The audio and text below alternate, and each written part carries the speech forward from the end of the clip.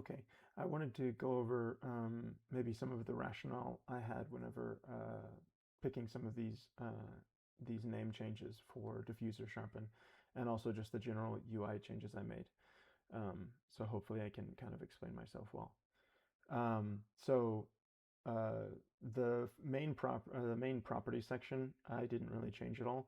I just renamed central radius and the other one, which I'm not sure what it was, but it was I don't know, something else. But basically, iterations is the same. Central radius got renamed to base scale. This kind of aligns more closely with the tooltip whenever you hover over it. It's basically, if you have it on 0, it's going to do like pixel by pixel diffusion.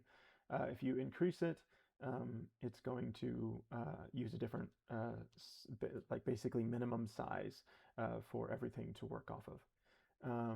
Effect radius, this is just how wide the diffusion process basically operates.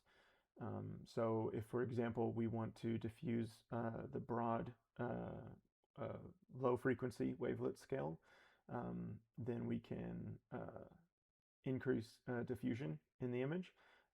And if we want to increase that effect, we can increase the effect scale. And you can see all of that low frequency stuff is getting washed out, but all of the high frequency, all of the what I'm calling the fine scale is remaining. So we can actually still then go and diffuse the fine scale, and you'll see everything, all those details get washed out.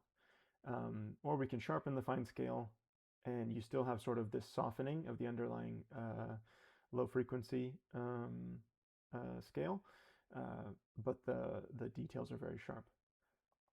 I've increased the iterations to 5 for this demo, so that it just makes all the effects easier to see. So I want to talk really quick about how I renamed the anistropy controls. I've put them right underneath their relevant sharpen and diffuse control. And this is affecting how the diffusion works around edges. So if we decrease this, it's going to follow the edges more closely. And let me actually decrease the effect radius because it's kind of making it weird looking. But so if we, so just normal, this is what that looks like. But with a negative edge behavior, it's going to like push the diffusion really close to all of those, or sorry, push the sharpening really close to all of the edges. And if we, so it'll basically accentuate the edges more. If we go the other way and give it a positive edge behavior, we're going to see that we don't get those like really dark, like haloing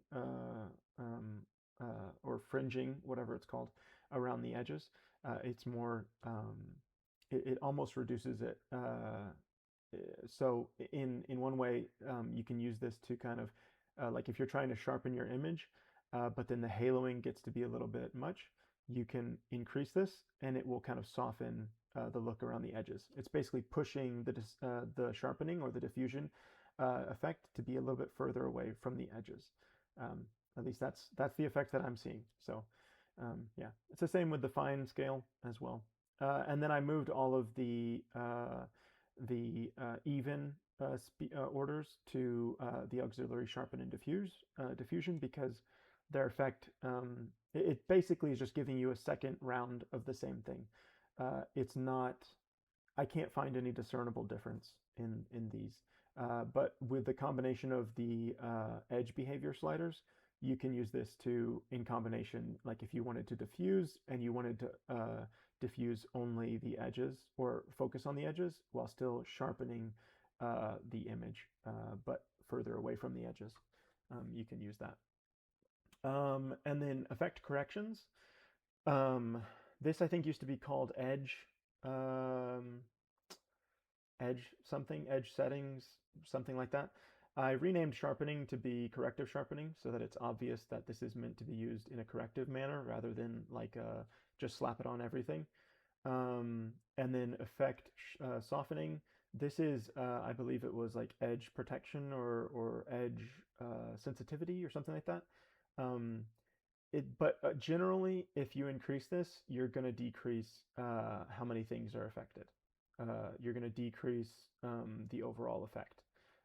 So if I like bump this up a lot, um, uh, let me remove the auxiliary. Uh, um, if I increase the effect softening, it softens the effect. I mean, we could get more fine grained than that, but it works. That abstraction works. Maybe it doesn't work. Please tell me if there's a case where that abstraction doesn't work, but it seems to work. And then surface protection, this is basically, let me use the fine grain sharpening to show this. This is going to decrease the effect in the flatter areas, but it still retains it around the main edges. If you decrease this, you'll see that everything starts to get boosted, even in like the perfectly smooth sky. And then highlight and painting, this is just highlight and painting. It adds noise to highlights so that it makes clipped highlights look better for whenever you diffuse them. So pretty, pretty self-explanatory. Yeah. Most of the time you don't need the corrective sliders or the highlight or the auxiliary. So that's why I put them in collapsible panels so people wouldn't have to see them all the time.